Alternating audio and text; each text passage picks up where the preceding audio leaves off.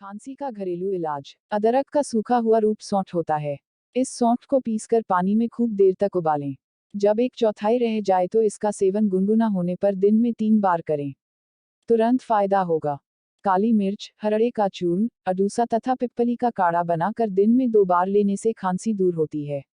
हींग, काली मिर्च और नागरमोथा को पीसकर गुड़ के साथ मिलाकर गोलियां बना लें।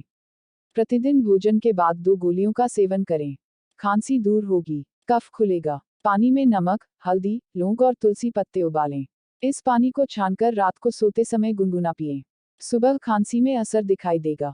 नियमित सेवन से 7 दिनों के अंदर खांसी का नामो निशान नहीं रहेगा।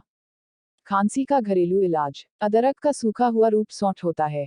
इस सौंठ को पीसकर पानी में खूब देर तक उबालें। जब 1/4 रह जाए तो इसका सेवन गुनगुना होने पर दिन में 3 बार करें। तुरंत फायदा होगा। काली मिर्च, हरड़े का चूर्ण,